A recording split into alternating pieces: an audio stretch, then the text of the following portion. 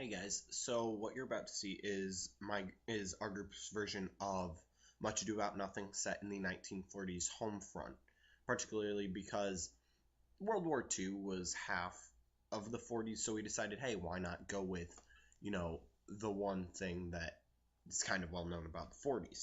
Some specific stuff about the 40s, it was a lot more formal than it is today. The men wore double-breasted suit coats and fedoras, and they looked very classy. And women wore typically length dresses and stuff.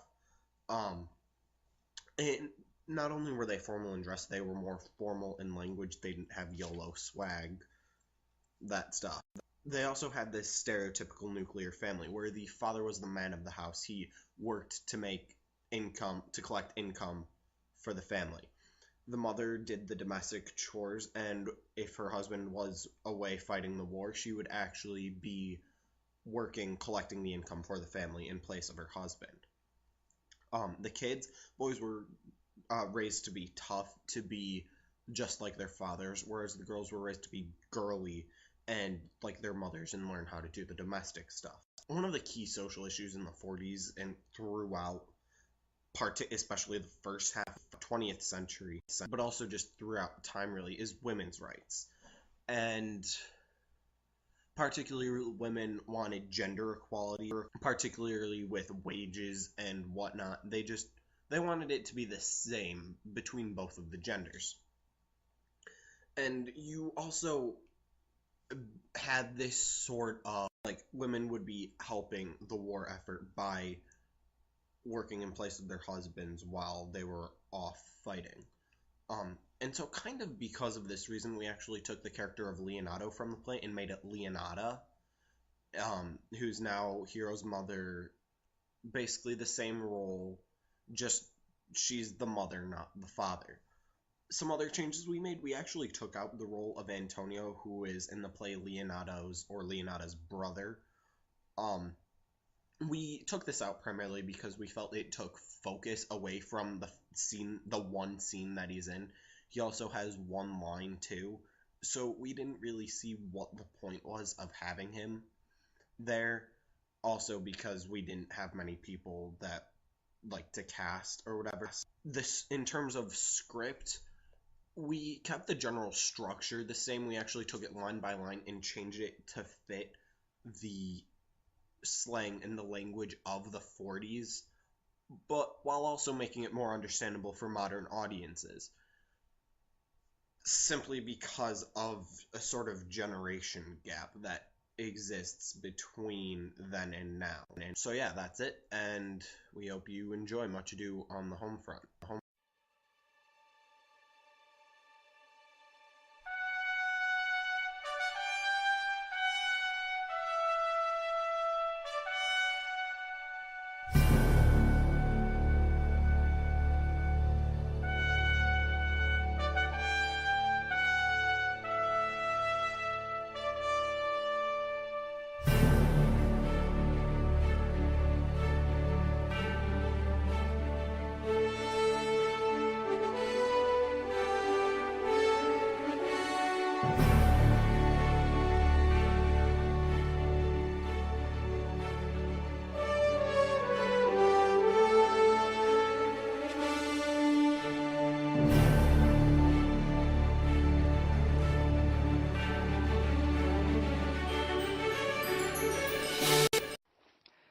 So this is Act 1, Scene 1, and what you'll see here is the soldiers coming home from World War II, which of course was the major issue in the 1940s. You'll see Don Pedro and Leonata talking, and then Benedict and Beatrice fighting. We had to change Leonato to Leonata because of casting, and we mostly stayed with the original dialogue, changing it slightly to fit the era and adding slang of the 1940s. Miss Leonardo, you see before your spitting image of trouble, yet you seem to embrace it. I've never seen trouble such like you before, Prince. It makes me sad when you must depart. You take this job too willingly. This is your daughter, yes? At least that's what her father told me. Did you ever doubt that, ma'am, that you asked him? No, Benedict. You were only a child. There you have it, Benedict. He knows your reputation with women. Surely the lady Your father is nearly the same person. Be glad, lady, for you resemble him. Even if Leonardo were her mother, Hero wouldn't want her head on her shoulders for any amount, no matter how much she's like it. Senor Benedict, why are you still flapping your lips? No one's listening. My dear Lady Disdain, you haven't bought the farm yet? Is it possible for Disdain to croak when she has such a feast as Senor Benedict? To feed her? No. Courtesy must sell you out to Disdain when you come near. Then courtesy's a traitor. But it's true, all the ladies love me. Except you. And if I could love them, I would, if I didn't have a hard heart. But I tell you, I love no one. That brings joy to all women. Thank God in my cold blood, by the way. I'd rather hear a dog bark as a crow than hear a man say, I love you. May God keep that your brainchild so other men can escape a scratched face in the future. If a face is as ugly as yours, scratching would make it better. Well, listen to you teaching me like a parrot. Well, I'd rather be squawking as a parrot than an uncultured swine like you. Only my horse had as much speed and stamina as your mouth. But that's it. I'm done here. I should have seen this coming. Just like before, you duck out of conversation. So the next scene you're about to see is the scene in which the prince, Leonata, and Claudio are trying to blatantly tell Benedict that Beatrice is in love with him.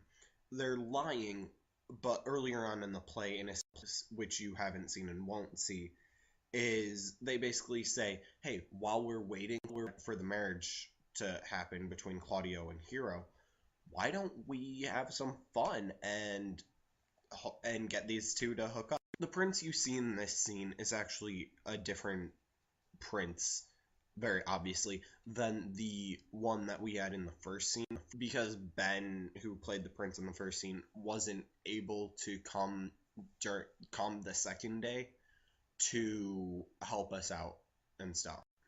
What you're about to see is Don Pedro, Claudio, and Leonata talking to each other, and then you have Benedict listening in behind some flowers. They know he's there, but they're making it seem as if they don't.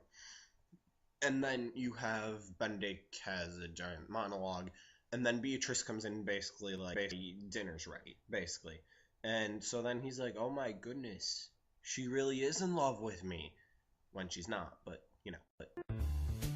Hey, Leonella, what was it you were telling me about Beatrice being cacky-wacky for Benedict?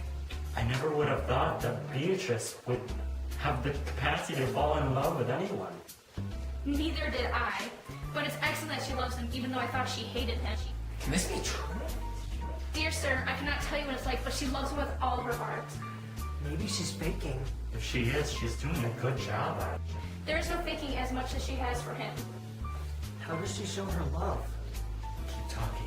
He's believing us. Oh, sir, well, you heard my daughter tell you. Yes, she did. I thought her soul was incapable of love. So would I, especially against Benedict. I almost think that this is a lie, but the funny Debbie says it. Such a powerful man would never lie. Keep going, he believes it. Has she told Benedict? No, and she says she never will. That's her torment. It is. She said, should I, the woman who has scorned him so much, write him that I love him? That's what she says when she starts writing. Heroes told me she writes 20 times a night, trying to make the perfect letter. Now that you mentioned, I remember something here about this letter. The one where she found Beatrice and Benedict written all over it? That one. She tore the letter into 1,000 little pieces, beat herself for writing someone who would ignore her. She cries, though I love him, I should ignore him. Then she kneels and cried out. She wrecked herself and cursed, God, give me patience. Hero says that she does, and the emotions get to her so much that my daughter's afraid that she will kill herself. It would be a good thing if Benedict found out some other way. How much? He'd just make a joke out of it, and she would leave, feeling worse. She's a sweet lady, and above else, she is virtuous. She's very wise. And everything except loving Benedict. Wisdom and blood and war, but blood has won. I feel bad for her, being her aunt and guardian. If only she liked me, I would have made her my other half. Tell Benedict and hear what he'll say. Are you sure that's a good idea? Hero thinks Beatrice will die. She'll die if he doesn't love her. She'll die before she'll tell him. She'll die if he woos her, rather than let go of a sarcastic way. She means well. If she tells him, he'll scorn it. For as all we know, he has a distempered spirit. He's a good man. He shows a good outward happiness. Yes, and very wise. Sometimes he shows something that seems like intelligence. He's also heroic. Fight, he is wise. He avoids them like the plague, or he goes through them with great caution. If he fears God, he must keep peace. If he breaks the peace, he should get into a beef like a chicken. And he will, because he does fear God. No matter how many jokes he makes, I'm sorry for Beatrice. We will find Benedict and tell him. No, sir. Let her tell him himself, if she dares. She'll wear her heart out first. We'll hear more from Hero. I like Benedict, but I wish he'd take a good long look at himself to see how unworthy he is of her. Dear sir, will you walk with me? Dinner is ready. If he doesn't like her after this, my name's not Claudio. Let's do the same thing for her. Hero and Ursula will do so. Once they both think they love each other, I'd love to see that. Let's have her bring him in for dinner.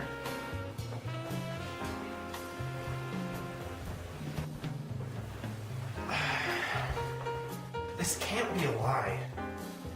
It all comes from Hero. They seem to pity Beatrice. It seems her love is flippant towards me. Why, I must requite it. They say I'll make fun of her if she tells me, which she won't, because they say she'd rather die. But to think I thought I would never marry. I can't be proud. People are happy when they can fix their own faults. I'm sure some quips and comments will come my way, but because I've always harped against marriage. But can't I change my mind? I mean, men love steak when they're young, but when they grow old, they can't even eat it at all. These woody comments deter me. No. The world must be people. When I said I'd die a bachelor, I didn't think I'd ever live to be married. Here she comes, the fair damsel. I think I see some marks of love in her. Unfortunately for me, I've been sent to bring you to dinner. Fair Beatrice, I thank you for your pains. I had no more pain for that thanks than it took you to thank me. If it were painful, I wouldn't have come. You take pleasure then in the message? Yes, just as much as you may take a knife and cut yourself. You have no guts, sir. Farewell. Unfortunately for me, I've been sent to bring you in to dinner. Double meaning in that. I had no more pain for that thanks than you took to thank me. That's like saying, any pain I take for you is as easy as thanks. If I don't take pity on her, I'm a villain. If I don't love her, I'm a Nazi. I'll go get her picture. The next scene we filmed was Hero and Ursula tricking Beatrice into thinking that Benedict is in love with her. Basically, what we had some awkward changes to. We were indoors instead of outside like the other films had portrayed because it was an easier access for us. Also, Beatrice Dana is filmed through the fireplace, which was, in all honesty, very awkward for us to film because me and Haley Steinmetz, who we had fill in as Ursula, had to sit there and pretend like nothing was happening while Robin zoomed in on Dana through the fireplace. Also, the dialogue of Ursula and Hero were changed to reflect what the descriptions of the men would be in the 1940s, which was basically the doll dizzy and a bunch of awkward slang terms that we used to describe Claudio and Benedict. Conflicts we had were Dana behind the fireplace, because we had to awkwardly zoom in and try as best as we could to catch her on the camera while the fire was lit. Getting the angles right of the camera to avoid seeing the scripts that we were using was very awkward because we had enlisted Haley the day of, a few hours beforehand, in fact, and she had no idea what she was saying. Also, it was really awkward to have a lit fireplace in the background because both of us had hairspray in our hair, and we were afraid that we were going to catch on fire with how close we were, and the doors of the fireplace were open, in fact, so we were really afraid to lean forward any more than we should have. And basically, there were awkward conflicts with the fireplace, but I think the overall effect was nice. So, enjoy! Okay, Ursula, when Beatrice arrives, we must only talk about Benedict. When I mention him, give him more praise than he's ever deserved. I'll say how Benedict is sick in love with Beatrice. This is how we'll trick her and we'll win. The best angle is for us to talk about Beatrice, who even now is behind the fireplace. Don't worry about my words. No, Ursula, she's too disdainful. Her spirit is clever and wild as a hawk. But are you sure Benedict is that dull dizzy for her? That's what the Prince and Claudio say. Did they tell you to tell her? Yes, but I told them if they loved Benedict, they should let him pick his battles and never tell Beatrice. Why? Doesn't he deserve the same as Beatrice? I know he deserves as much as any man, but her heart's stronger than anyone else's. Disdain and scorn sparkle in her eyes. To her, nothing is more important than wit. She can't love or even pretend. She's so self-occupied. Then certainly it wouldn't be good if she knew of his love, otherwise she'll joke about it. Very true. She would take all his good qualities and make them faults. No matter what, he could never win. She does this with every man and never sees truly what nature has given them. Such an insulting is not commendable. No, not to be so distant as Beatrice is. It cannot be commendable. But who dare tell her? She would mock me and laugh at me if I told her. Let Benedict fade away inside. It's a better way to die than by mockery, which is as bad as death by tickling. Let's tell her and hear what she says. No, I'll go to Benedict and tell him to fight his passion. I'll make up some bum raps about my cousin. You don't know how much a slander can stain love. Do not wrong her like that. It would be a goof for her having such excellent wit, as she says, to refuse Benedict. He's the greatest man in Italy, save for my dear Claudio. Don't be angry with me, lady, but Benedict, for shape, demeanor, and honor, course first and foremost throughout Italy. He has an excellent reputation. He earned it before he had it. When are you getting hitched, ma'am? Every day. Tomorrow. Let's go and I'll show you some dresses. I want you to pick out which one I'll wear tomorrow. We've got her hooked, hero. If it is, then love goes by chance. Some Cupid gets with arrows, other trap. What's this gonna be? Why am I condemned for pride and scorn? Goodbye, Jack. Oh, pride. Benedict, keep loving. I'll love you back, taming my nature for you. If you do love, my kindness will make you want to bind our love's unholy bond. Others say you deserve it. And oh, do I believe it? For the fourth scene we filmed the original wedding scene / hero bashing scene with everyone in the wedding procession. And the basic changes that we made were, of course, the dressing with the formal attire in the 1940s being suits and ties and fedoras and just basic everyday business wear, I suppose you would say. Also, Hero's wedding dress was a lace dress. It was very not form-fitting at all, very straight and very closed to, I guess, the open eye. Also, we had the backdrop as an outdoor setting, which was just basically my backyard. The awkwardness of the ceremony being the closeness of everyone and how formal it was, I suppose.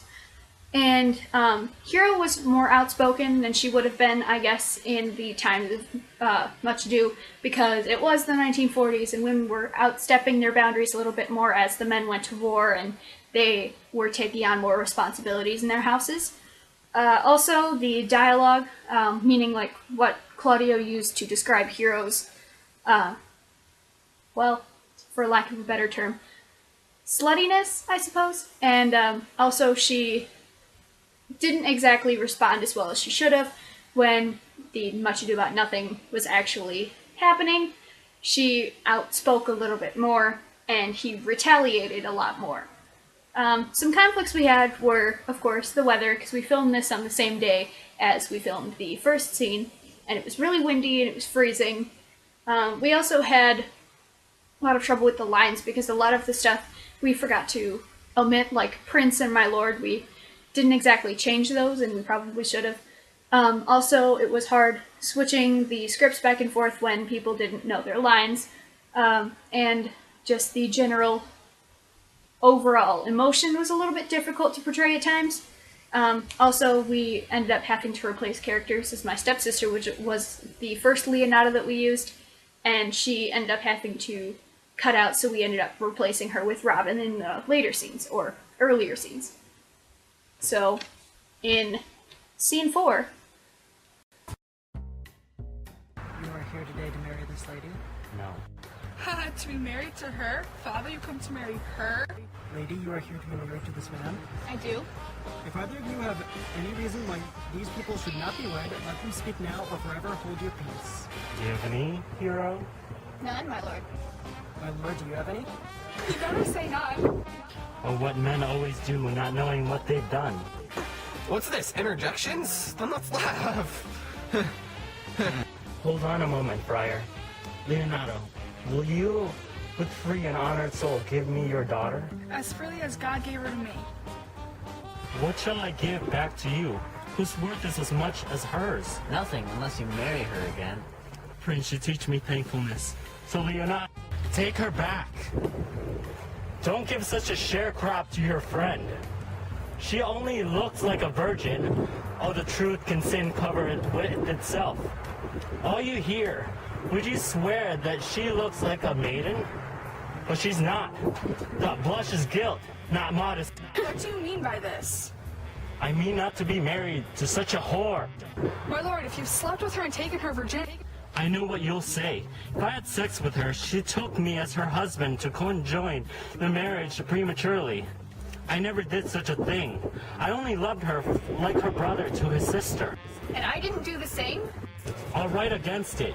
You see me as a chaste can be, but you're more lustful than a Venus or any wild beast. Are you sick, Claudio, that you say these things? Prince, what do you have to say? What is there to say? I'm dishonored that I brought my friend together with such a common sharecrop.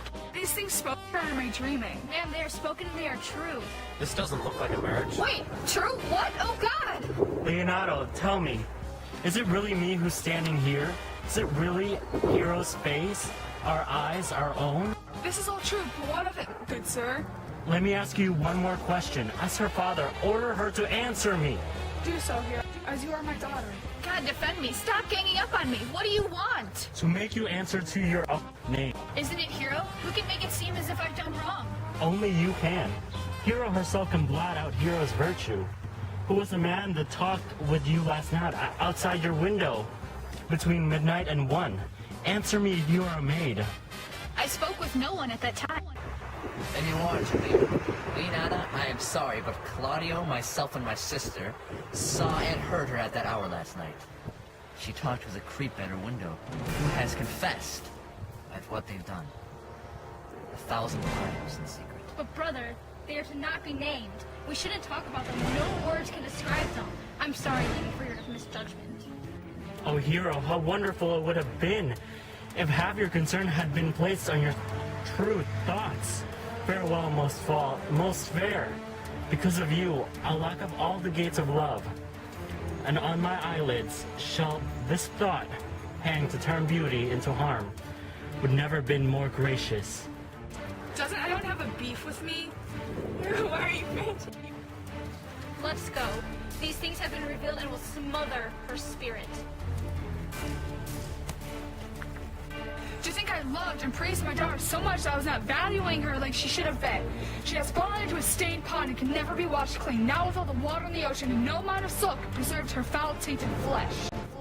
So this is Act 5, Scene 4, and what you'll see here is Claudio finding out that Hero's still alive, and Benedict and Beatrice confronting each other about their feelings. All the dialogue was kept similar to Shakespeare but changed slightly and added slang for the 1940s.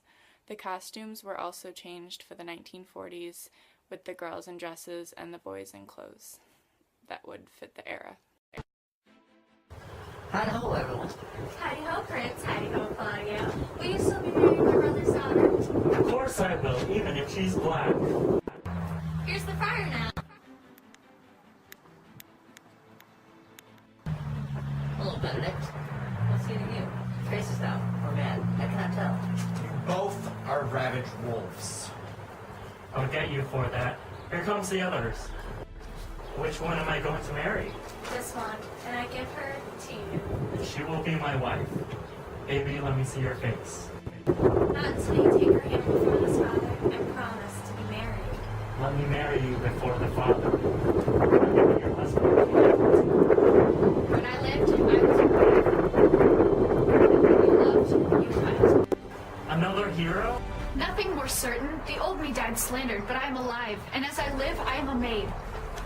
The old hero. The dead hero. She died, Prince, but while she was still stained. All this I can attest to. Once these rites are finished, I'll tell you of Hero's death. In the meantime, let's start the ceremony. Wait a minute, Friar. Which one is Beatrice? That's me. What do you want? Do you love me? No more than reason. Then your uncle, the Prince, and Claudio have been lied to. They swore you did. And do you love me? No more than reason. Then Hero, Morgan, and Ursula have been lying to me because they swore you did. They said you were lovesick for me. They said you're almost dead for me. That's nothing. So you don't love me then? No. Oh, I swear he loves her. Here's a...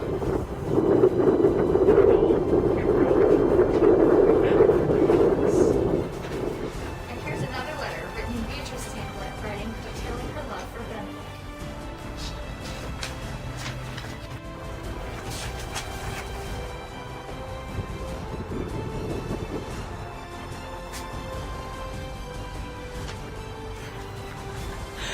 Wow. Here's our own writing against our hearts. I'll court you, but only out of pity. I won't reject you, only because I'm under pressure. And partly to save your life. I was told you were quickly wasting away without me. Quick, Jeremy. I will stop you now.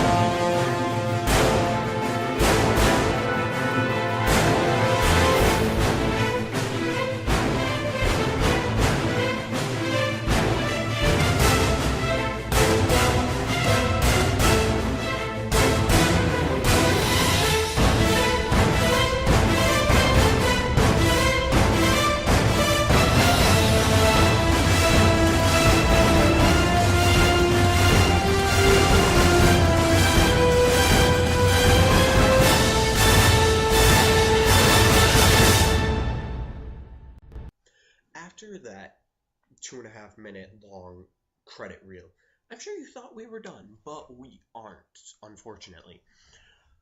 There's just one little thing of commentary we have left to say, and that's Much Ado About Nothing is a story of love, and also one of misunderstanding. We feel as a group that both sides of the story need to be said and need to be heard. For example, in here, you have have Don Joanna's point of view, which is basically Hero was cheating on Claudio, which was unheard of in those days. Divorce was not common, really. You get the point. And then over here you have Leonata and Hero and Beatrice's perspective, which is Hero was not cheating on anyone. Hero's an innocent bystander. She's a victim of Don Joanna's basically sadism, because she'll do anything she can to rip apart Claudio and Hero's relationship. This applies actually in a lot of areas. Just making sure you get both sides of the story. Because especially in relationships, both sides of the story need to be heard. Because if they aren't, bad things will always happen. No matter what, both sides of the story need to be heard. Because people will get hurt if they don't. People will get hurt, like Hero was. People may actually die or commit suicide because of the fact that these lies were being spread. Thanks for watching.